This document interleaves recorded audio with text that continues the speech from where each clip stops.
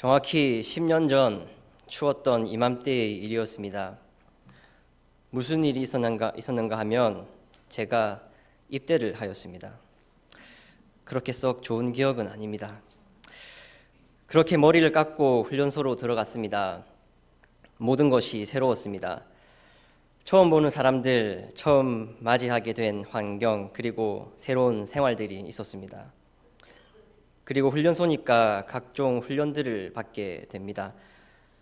경례를 어떻게 해야 하는지부터 시작해서 제식훈련, 체력훈련, 각개전투, 화생방, 행군 등이 있었습니다. 그런데 거의 유일하게 앉아서 하는 훈련이 있었는데 그것은 정신교육 시간이었습니다. 이 시간은 무엇을 배우는 시간일까 하는 궁금증을 가지고 교육장으로 이동하였습니다. 자그마한 TV 화면 속에 틀어주었던 영상의 첫 제목이 아직도 기억이 납니다. 조금 올드한 영상미에 처음 나왔던 영상의 제목 혹시 짐작이 가십니까? 그것은 바로 우리의 주적은 누구인가 하는 것이었습니다. 입대하기 전만 하더라도 그냥 막연하게 군인이 되는구나, 군 생활을 하는구나 하고 생각했지, 군인 신분으로서 싸워야 할 적이 누구인지에 대해서는 깊이 생각해 본 적이 없었습니다. 제가 기억하는 그 당시 사회 분위기도 지금과는 많이 달랐기 때문입니다. 그렇게 처음 입대한 군인들에게 처음 가르쳐 주었던 정신교육의 내용은 국군이 싸우고 상대해야 할 주적이 누군지에 대한 내용이었습니다. 무슨 전쟁이든지 전쟁을 하게 되면 싸워야 할 상대, 즉 적이 있습니다. 전쟁을 하게 되면 지휘관들은 철저하게 상대를 파악하고 그 대응과 공격 방안을 마련합니다. 지금 싸워야 할 상대가 누구인지도 모르면 그 전쟁은 진 것이나 다름이 없습니다. 더 나아가서 적이 누구인지 알고 적과 싸워야 하는데 도리어 옆에 있는 동료 아군이 적인 줄 착각하고 아군끼리 싸우면 어떻게 되겠습니까? 오늘 우리는 이 에베소서 말씀을 통하여 우리 그리스도인이 상대해야 하는 진짜 적이 누구인지 알며 우리는 거기에 대해서 어떻게 해야 하는지에 대해서 살펴보고자 합니다. 먼저 오늘 읽은 본문 말씀은 크게 세 부분으로 나눌 수 있습니다. 10절부터 13절까지는 우리의 적을 바로 알고 그리고 하나님의 전신 갑주를 입어야 함을 말씀하고 있습니다. 그리고 14절부터 17절까지는 그 하나님의 전신 갑주가 구체적으로 어떠한지에 대하여 말씀하고 있습니다. 그리고 18절은 기도에 대하여 말씀하고 있습니다. 먼저 첫 번째 부분을 함께 살펴보기를 원합니다. 10절, 11절 말씀을 함께 읽겠습니다. 끝으로 너희가 주 안에서와 그 힘의 능력으로 강건하여지고 마귀의 관계를 능히 대적하기 위하여 하나님의 전신 갑주를 입으라. 아멘. 사도 바울은 에베소서를 마치면서 끝인사하기 전에 오늘 본문 말씀을 기록하고 있습니다.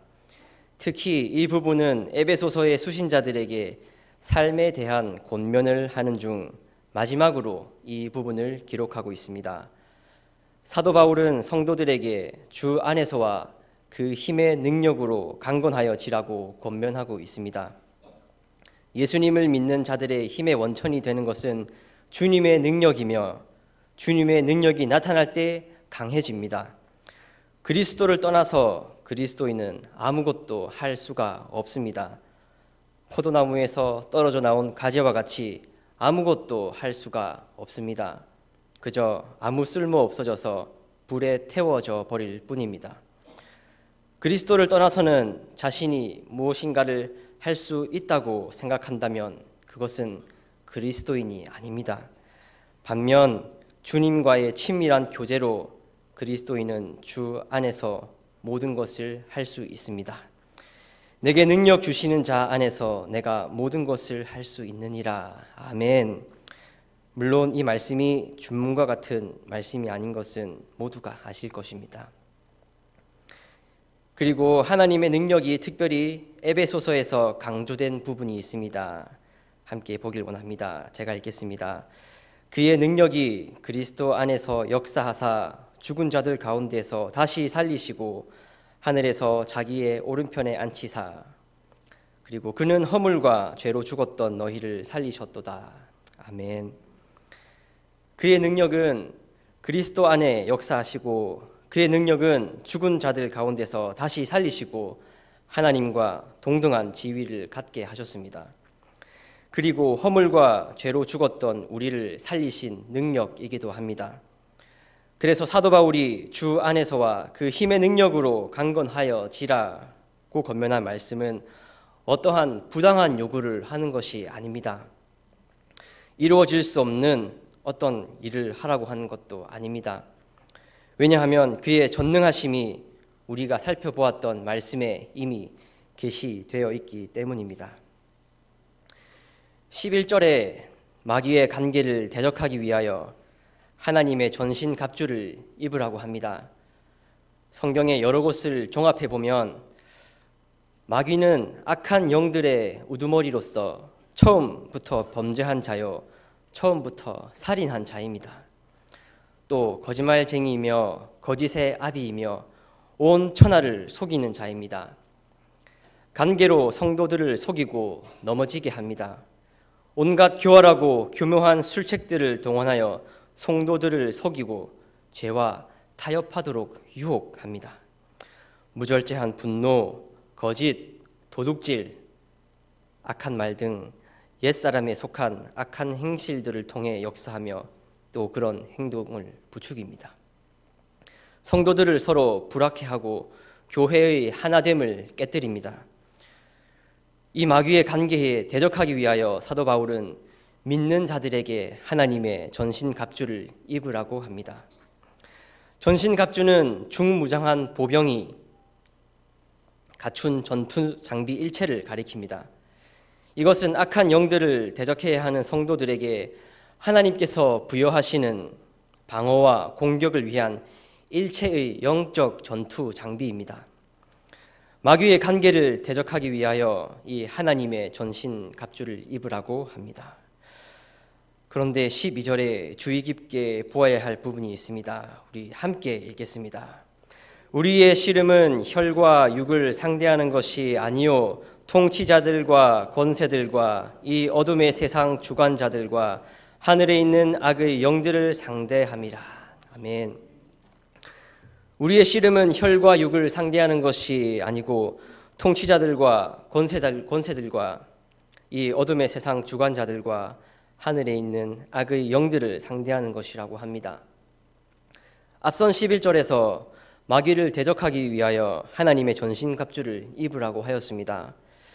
그러면 12절에서는 그 마귀와 그 속성을 지닌 영들, 즉 통치자들과 권세들과 이 어둠의 세상 주관자들과 하늘에 있는 악의 영들을 상대함이라라고 바로 이어서 이렇게 말하면 됩니다. 그런데 중간에 우리의 씨름은 혈과 육을 상대하는 것이 아니요, 우리의 씨름은 혈과 육을 상대하는 것이 아니요 라고 언급하면서 뒤에 진짜 상대를 말하고 있습니다. 혈과 육은 연약함과 일시성을 지닌 인간성을 말합니다. 우리가 진짜 싸워야 할 상대는 따로 있는데 그것을 잘 알지 못하고 그저 눈에 보이는 사람들이 적인 줄 알고 그렇게 미워하고 공격하고 있다는 것입니다. 그 뒤에 눈에 보이지 않는 마귀의 관계를 보지 못하고 그저 바로 눈앞에 보이는 혈과 육을 상대하고 있다는 말입니다. 다윗과 다윗의 형 엘리압을 통하여 더 자세하게 보기를 원합니다. 사무엘상 말씀입니다. 다윗이 곁에 서 있는 사람들에게 말하여 이르되 이 블레셋 사람을 죽여 이스라엘의 치욕을 제거하는 사람에게는 어떠한 대우를 하겠느냐? 이 할례받지 않은 블레셋 사람이 누구이기에 살아계시는 하나님의 군대를 모욕하겠느냐? 지금 다윗은 다윗의 아버지의 부탁으로 전쟁에 나가 있는 형들에게 갔습니다. 갔더니 블레셋의 골리앗이라는 자가 이스라엘과 하나님을 모독하고 있는 것입니다. 이 말을 들은 다윗은 골리앗에게로 시선을 옮깁니다. 골리앗이 다윗의 주적이 됨을 압니다. 그러나 다윗의 형 엘리압의 말을 보겠습니다. 큰형 엘리압이 다윗이 사람들에게 하는 말을 들은지라 그가 다윗에게 노를 바라여 이르되 내가 어찌하여 이리로 내려왔느냐 들에 있는 양들을 누구에게 맡겼느냐 나는 내 교만과 내 마음의 완악함을 아노니 내가 전쟁을 구경하러 왔도다. 엘리압은 그 시선을 다윗에게로 돌립니다. 다윗에게 노를 바랍니다. 노를 바라야 하는 상대는 할례받지 않고 하나님과 이스라엘을 모독하고 있는 블레셋의 골리앗이어야 하는데 반대로 자기 형제, 동생 다윗에게 노를 바라고 있습니다. 혹시 우리의 모습은 이렇지 않은지 깊게 생각해 보아야 합니다. 우리는 혈과 육을 우리의 적으로 생각하고 있지는 않습니까? 우리의 형제 자매를 미워하며 씨름하며 쓰러뜨려야 할 적으로 여기지는 않습니까? 우리의 씨름은 통치자들과 권세들과 이 어둠의 세상 주관자들과 하늘에 있는 악의 영들을 상대해야 합니다. 이들은 마귀에게 그리고 공중의 권세 잡은 자에게 종속된 자들입니다. 인간 통치자들이 아니라 세상을 지배하는 악한 영적인 존재들입니다. 그리고 이들은 그리스도인에게 적대적인 영들입니다. 모두 하나님과 그의 백성들을 대적하며 강력한 힘을 가지고 불순종의 아들들 가운데서 역사하는 존재들입니다. 그래서 혈과 육이 아니라 바로 이들이 우리의 적입니다. 이 적을 바로 알아서 하나님의 전신갑주를 취하고 이 악한 날에 능히 대적하고 모든 일을 행한 후에 바로 서게 되는 저와 여러분이 되기를 간절히 소망합니다. 이어서 하나님의 전신갑주를 구체적으로 설명하고 있습니다. 전신갑주의 장비를 설명하기에 앞서서 그리스도인의 군사가 갖추어야 할 자세가 뭔지 설명하며 그리고 명령하고 있습니다. 14절에서도 사도 바울은 에베소 교회 성도들에게 서라라고 명령합니다. 서는 것은 이 시대의 전투에서 군인들이 취해야 할 가장 기본적인 자세였습니다. 적과 싸울 때 군인들은 견고하게 서서 자기 자리를 사수했습니다. 성도들의 삶에서도 서는 것은 매우 중요합니다. 무엇보다 주 안에서 서야 합니다. 마귀와 악한 영들은 강력하지만 결코 전능하지는 않습니다. 성도들이 하나님의 전신갑주로 무장하고 주 예수 안에 굳게 서기만 하면 능히 마귀와 악한 영들을 대적할 수 있습니다. 하나님의 전신갑주 가운데 사도 바울이 가장 먼저 언급한 장비는 진리의 허리띠입니다. 허리띠를 매는 것은 허리 주변의 옷을 안전하게 메어주고 신속하게 움직이는 것을 가능하게 해주며 그리고 또한 활발한 활동을 하기 위해 매우 중요한 준비입니다. 사도 바울이 이 전신갑주를 이야기할 때 바울이 쉽게 보아왔던 로마 군인들을 구체적으로 염두에 두고 기록하였습니다. 그렇다면 이 허리띠는 갑옷 위에 입은 금속 징을 박은 띠가 아니라 오히려 바지처럼 갑옷 아래에 입은 가죽 앞치마이며 이것은 허벅지를 보호해주며 전투할 때 동작을 원활히 하도록 옷의 허리에 붙들어 주는 데도 사용되었습니다. 그러면 성도들이 허리를 동여 매어야 할 진리는 무엇일까요? 이 진리는 두 가지로 볼 수 있는데 성도들의 거짓없는 진실한 마음 그리고 복음 안에서 나타난 하나님의 진리로 볼 수 있습니다. 그래서 이 진리가 우리의 허리를 든든히 받쳐주게 하여 우리로 하여금 바로 서게 하고 집중된 힘을 쏟을 수 있게 하여 줍니다. 하나님의 전신갑주의 다음 장비는 의의 호심경입니다. 이 호심경은 금속으로 된 가슴판을 말합니다. 물론 등도 감싸도록 되어 있습니다.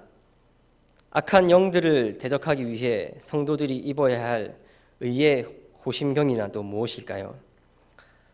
에베소서에서의 의는 하나님을 따라 창조된 새 사람의 특성을 나타내며 또한 빛의 자녀인 성도들이 맺어야 하는 삶의 열매, 즉 의로운 성품이나 행동을 가리킵니다.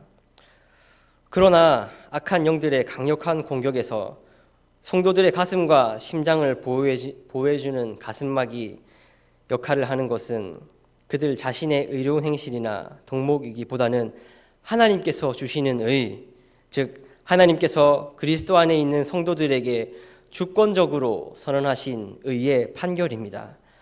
하나님과의 의로운 관계보다 더 훌륭한 영적 보호막은 없습니다.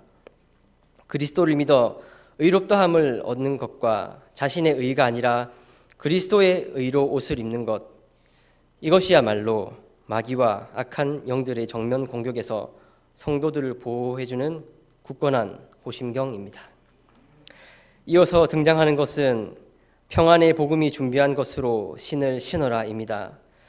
로마 군인들은 여러 겹으로 된 가죽을 붙여 만든 두꺼운 밑창에 징을 박은 반장화를 신었습니다. 이것은 오랜 행군을 위한 장비의 일부였습니다. 하지만 15절에서 사도 바울은 군화나 신발을 직접 언급하지는 않습니다. 평안의 복음이 준비한 것, 단지 평안의 복음이 준비한 것으로 신을 신어라 라고 말할 뿐입니다. 평안의 복음이 준비한 것, 이것이 그리스도인 군사들의 신발인 셈입니다. 튼튼한 군화가 그것을 신은 군인을 견고하게 설 수 있게 하는 것처럼 복음은 그것을 믿는 사람들에게 그리스도 안에서 견고하게 설 수 있도록 해줍니다. 로마 군인들이 바닥에 징이 박힌 튼튼한 군화를 신음으로써 견고하게 서서 적을 향해 싸울 수 있었던 것처럼 성도들은 평안의 복음이 준비한 것으로 신을 신어서 복음을 바르게 이해하고 그 복음 안에 굳게 서서 악한 영들과 싸울 준비를 해야 합니다.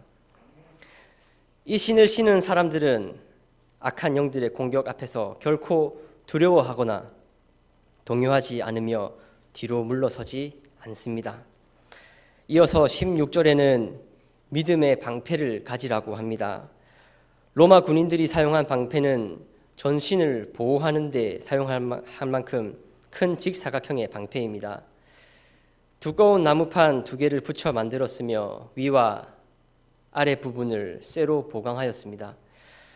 방패의 겉면에는 천을 씌우고 그 위에는 송아지 가죽을 덮었는데 천과 가죽에 물을 적시면 적의 불화살을 막아낼 수 있었습니다. 바울은 방패를 믿음과 연결시켜 믿음의 방패라고 말하고 있습니다. 우리 그리스도인들이 취해야 할 방패는 바로 믿음입니다. 믿음은 의심이 생기고 낙담될 때 하나님의 약속을 붙들게 하며 유혹을 당할 때 하나님의 능력을 붙들게 합니다. 특히 악한 영들과 싸우면서 하나님의 능력을 굳게 의지하고 그분이 영적 전투에서 보호해 주실 것을 확신할 수 있습니다. 하나님의 전신갑주의 장비들 가운데 마지막 방어용 장비로 구원의 투구를 제시합니다.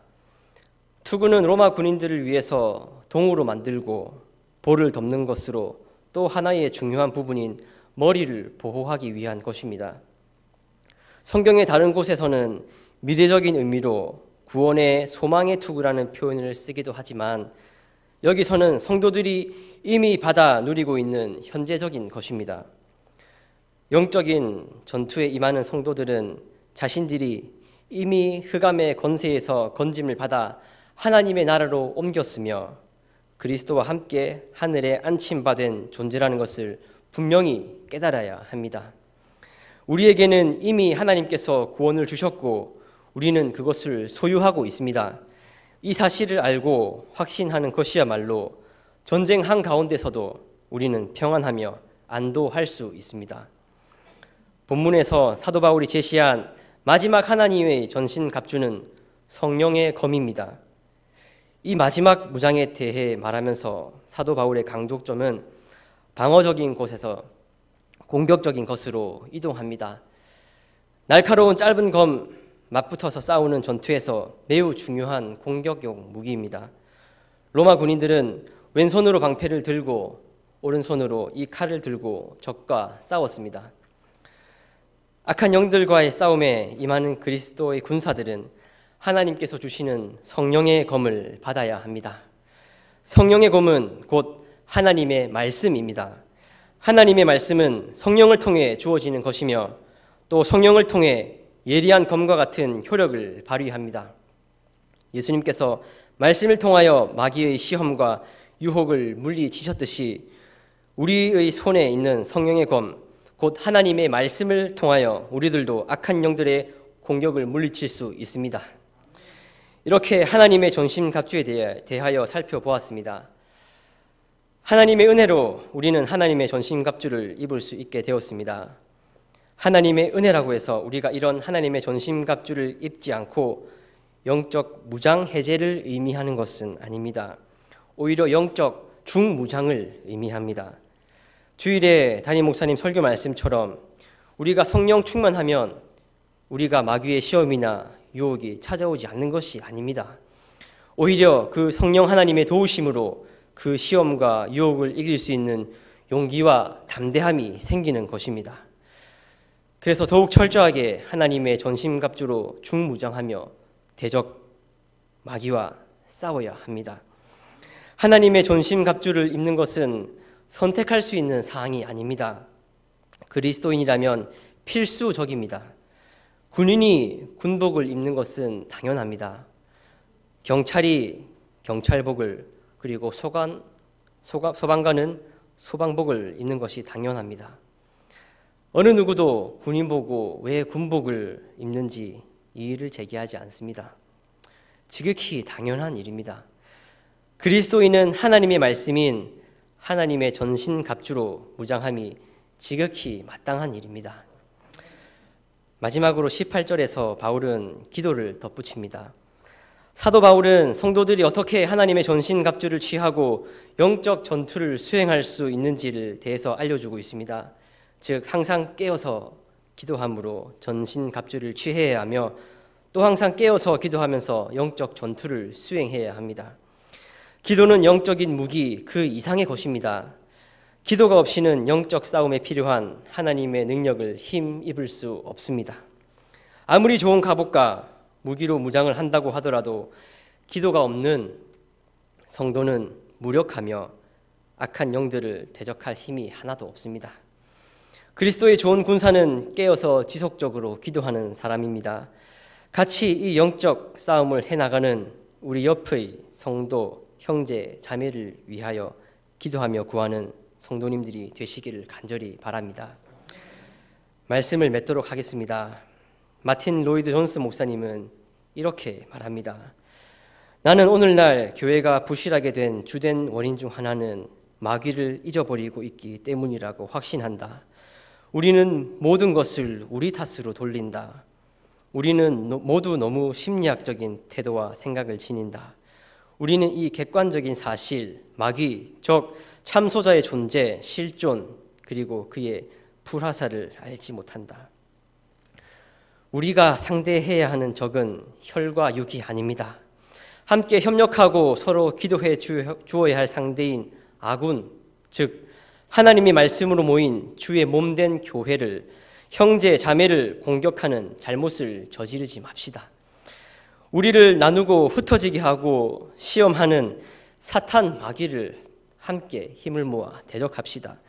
그러기 위해서는 말씀인 하나님의 전신갑주를 입고 삼위 하나님 안에서 굳건하게 서서 끝까지 승리하는 저와 여러분이 되시기를 간절히 소망합니다.